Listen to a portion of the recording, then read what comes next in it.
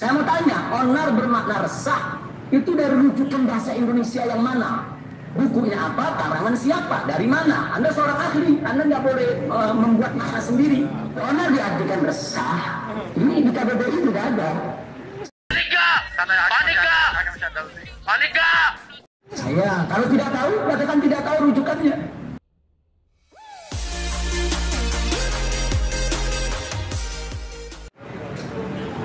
Kepada Bapak Profesor Andika, ya. Saya mau tanya, pertama, ini di depan saya ada KBBI, Kamus Besar Bahasa Indonesia edisi kelima, yang diterbitkan oleh Badan Pengembangan dan Pembinaan Bahasa Kementerian Pendidikan dan Kebudayaan tahun 2018. Saya mau tanya, apakah Kamus Besar Bahasa Indonesia ini menjadi rujukan di dalam memaknai suatu kata? Tidak mesti. Tidak mesti. Ya. Coba dijelaskan, tidak mestinya bagaimana? Apakah ini sah sebagai rujukan atau tidak sah?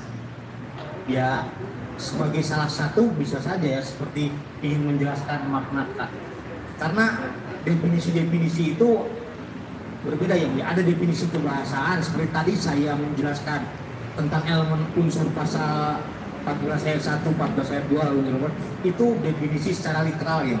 Definisi secara kebahasaan itu berbeda definisinya dengan tafsir yuridis ya. Pertanyaan saya simpel, apakah KBBI ini sah menjadi rujukan atau tidak? Ya, dalam konteks bahasa Indonesia. Iya, bisa saja. Baik. Nah, sekarang bicara tentang keonaran. Ya. Keonaran di dalam KBBI ini diartikan satu, huru hara dan gempar. Yang kedua itu diartikan keributan dan kegaduhan. Nah, pertanyaan saya, tadi kan Anda mengartikan onar itu resah, galau, gaduh ya. Nah, yang saya mau tanya nih, yang tidak ada di KBBI, Anda kan bilang resah. Pertanyaan saya, buku apa yang menjadi rujukan Anda? Karangan siapa? Halaman berapa yang mengatakan onar itu artinya resah? Sebab di KBBI nggak disebut resah. Saya minta rujukannya. Anda seorang ahli, dia harus punya rujukan, dia harus punya teori siapa yang dipakai. Anda tidak boleh buat teori sendiri sebagai ahli di ruang sidang ini. Baik, silakan. Saya sebutkan rujukan yang saya gunakan John Butler, Introduction to Theory of Linguistics.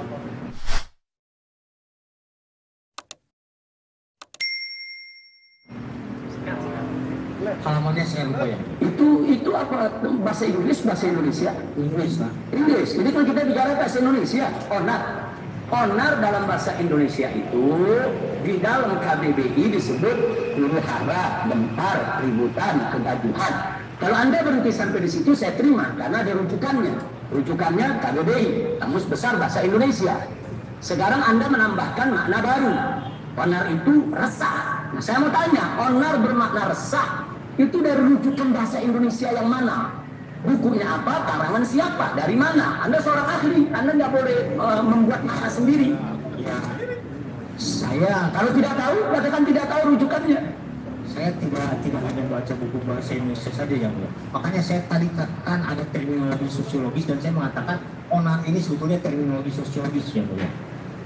Anda kan bukan ahli sosiologi, Anda kan ahli bahasa. Saya tanya sekali lagi, Anda paham tidak pertanyaan saya? Onar diartikan resah, itu rujukannya kemana? Kalau tadi Anda mengatakan onar itu diartikan kegaduhan, rujukannya ada di KBBI disebut. Onar diartikan huru hara, di KBBI disebut. Tapi onar diartikan resah, ini di KBBI tidak ada. Saya mau tahu Anda sebagai ahli, dari mana Anda bawa itu kata resah? Tadi saya sudah mengatakan ini, saya menemukan onar dikategorikan cemas itu dalam buku Introduction to Theory of. Jadi bukan buku bahasa Indonesia ya, bahasa Inggris ya? Tidak menemukan dalam bahasa Indonesia. Dalam bahasa Indonesia nggak menemukan. Saya hanya berpendapat. Ya, artinya berpendapat. Itu pendapat saudara. Baik, silakan. Itu pendapat ahli. Artinya di sini tidak ada rujukan dalam bahasa Indonesia, rujukannya ke bahasa Inggris. Terima kasih. Baik, berikutnya. Sekarang kita bicara masyarakat. Nah, tadi Anda sudah jelaskan Dua orang pun bisa disebut masyarakat secara komunal. Nah, lagi-lagi di sini kalau kita lihat di dalam KBBI, nah, di sini nggak ada ketetapan soal jumlah. Arti masyarakat banyak sekali di sini jelaskan dari masyarakat hukum, masyarakat adat dan lain sebagainya. Saya bacakan saja. Masyarakat dalam KBBI di sini disebutkan segala manusia dalam arti seluas-luasnya dan terikat oleh suatu kebudayaan yang mereka anggap sama. Nah, pertanyaan saya, kalau tadi Anda menyebutkan secara kualitatif dua orang itu sudah bisa disebut masyarakat secara komunal, ini rujukannya apa? Saya bicara rujukan lagi sekarang. Saya mau tahu, akhirnya itu mesti punya rujukan. Rujukannya buku apa, karangan siapa, terbitan mana? Saya mau tahu. Katakanlah kalau halamannya lupa, tapi harus ada rujukan yang jelas. Dari mana saudara Ahri bisa mengatakan dua orang saja sudah bisa disebut masyarakat? Karena saya seumur hidup, umur saya 56 tahun, baru sekarang saya dengar kalau masyarakat itu dua orang sudah disebut masyarakat. Nah, saya mau tahu, silakan.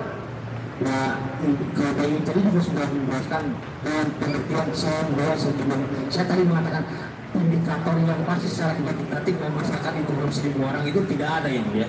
Iya, enggak, yang dua, yang saya tanya bukan yang 1.000, yang saya tanya Anda mengatakan dua orang aja udah semua masyarakat secara manual, itu pendapat pribadi Anda atau ada yang punya teori semacam itu? Harus punya teori siapa? Berujukan ke bahasa Indonesia yang mana? Itu pendapat saya. Pendapat pribadi, ya, terima kasih.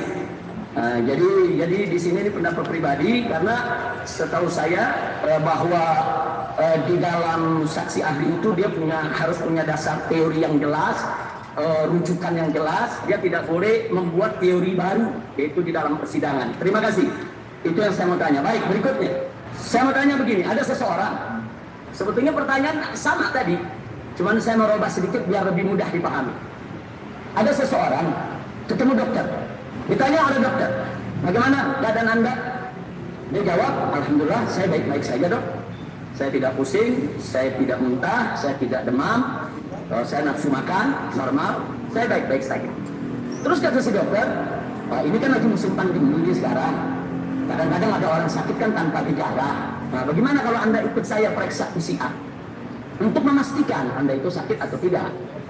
Orang ini menurut, ya bolehlah dok, untuk jaga-jaga. Nah, kemudian dilakukan tes PCR. Begitu dilakukan tes PCR, ternyata dia positif COVID. Nah, kemudian dokter mengasih tahu, ternyata hasil pemeriksaan Anda ini tidak sehat, Anda itu sakit. Nah, orang ini mengatakan, oh begitu dok, terima kasih dok, lalu apa yang harus saya lakukan? Dikasih petunjuk oleh dokter untuk berobat, isolasi, minum obat, dan seterusnya.